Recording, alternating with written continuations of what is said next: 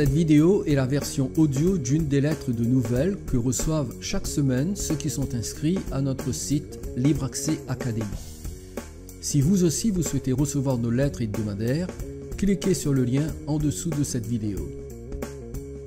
Bonjour, je suis Éric Babef.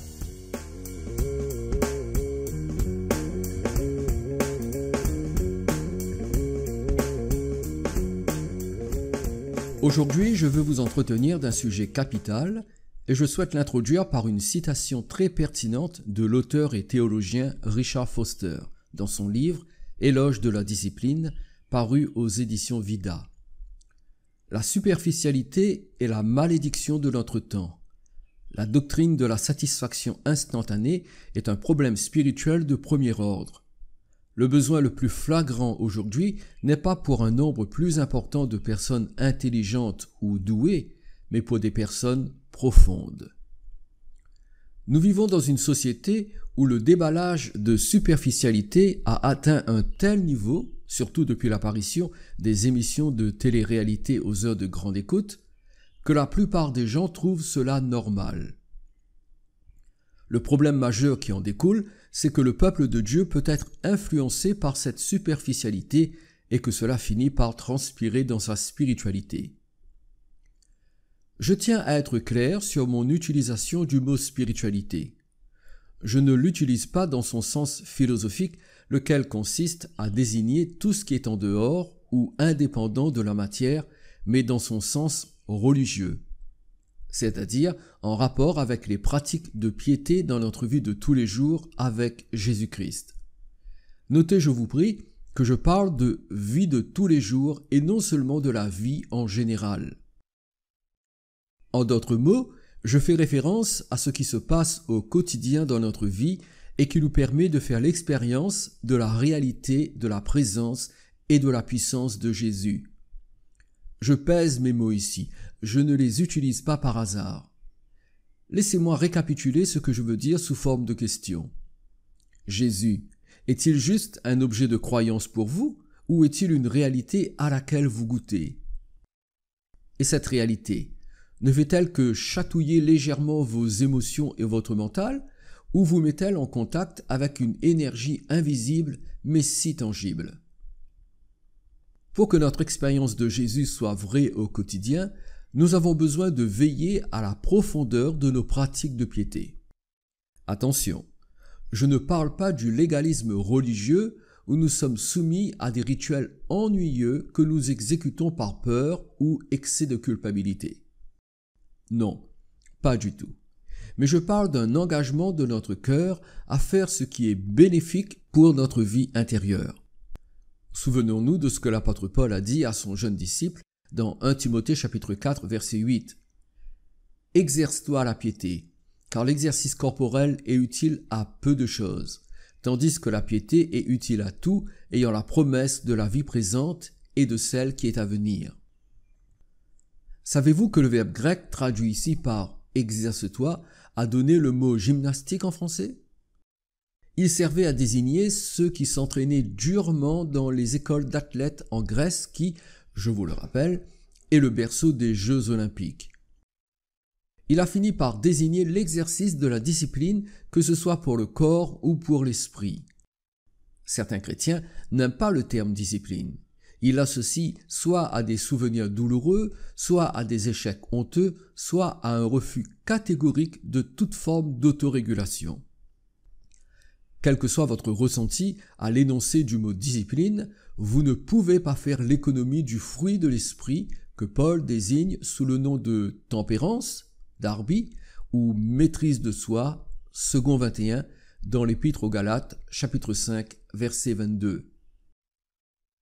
Vous ne pouvez pas vivre comme un disciple de Christ si vous ne faites pas preuve d'un minimum de gestion de soi. Par définition, un disciple entretient des rapports avec un maître. Cela signifie qu'il y a des règles à respecter, comme par exemple le lieu, la durée, la fréquence et l'objectif des rencontres entre le maître et son disciple. Si vous n'exercez aucun contrôle sur, disons, votre emploi du temps, comment voulez-vous entretenir une relation constructive avec votre maître? Eh bien, si vous transposez cela dans votre vie spirituelle, vous comprenez que vous devez vous imposer certaines règles si vous voulez évoluer et faire l'expérience de quelque chose de réel. Si ce minimum est absent, votre spiritualité est un fantasme. Il n'a aucune connexion avec la réalité. Vous vivez dans un rêve. Or, la vie avec Jésus est bien réelle. Elle est accessible à qui veut s'y engager. Il y a bien évidemment énormément de choses à dire sur le sujet de la discipline spirituelle, mais dans cette courte lettre, permettez-moi de lever brièvement le voile sur la discipline de la prière. Lisez attentivement ce qui suit. La prière dans la vie chrétienne commence par une décision, se poursuit par la discipline, jusqu'à ce qu'elle devienne un délice dont on ne peut se passer. C'est ce que j'appelle les 3 D de la prière. Décision, discipline et délice. Je vous souhaite d'atteindre le plus tôt possible le stade de délice, celui où la prière devient une respiration. Vous ne pouvez plus vous en passer. C'est cela qui me fait me lever chaque matin sans exception à 5h30 pour passer les premières 90 minutes de la journée dans la communion avec le Seigneur. Je ne le fais pas par obligation ou par peur, mais par plaisir. J'espère que vous êtes déjà passé par l'étape décision, auquel cas je vous exhorte de le faire très rapidement. Prenez la décision de prier. Si vous voulez jouer à l'enfant capricieux ou à l'irresponsable et ne jamais vous comporter en individu qui prend sa vie spirituelle en main, alors je n'ai pas grand-chose à vous dire. S'il n'y a pas de votre part une décision envers la pratique de la prière, mon échange avec vous s'arrête là, je ne peux plus vous aider. N'y voyez aucune cruauté de ma part, je ne fais que vous dire la vérité. Vous devez prendre la décision de prier. Bien sûr, ce ne sera pas facile. Vous aurez de nombreux pièges et faiblesses à surmonter. C'est pourquoi le second D est si important, la discipline. Mes amis, n'oubliez jamais qu'entre la décision et le délice, il y a la discipline. L'absence de temps personnel consacré à Dieu dans la prière indique une déconnexion alarmante avec les priorités spirituelles ainsi qu'une vie hors de contrôle. Inversement, les temps réguliers consacrés à la recherche de Dieu dans la prière signalent notre désir de lui, c'est-à-dire de sa personne. De tels moments nécessitent la solitude et des supplications passionnées vers le ciel. David dit dans le psaume 63 au verset 2 « Ô Dieu, tu es mon Dieu, je te cherche, mon âme a soif de toi, mon corps soupire après toi. » Ésaïe lui fait écho en confessant « Mon âme te désire pendant la nuit et mon esprit te cherche au-dedans de moi. » Chapitre 26, verset 9. Notons les verbes utilisés dans ces textes.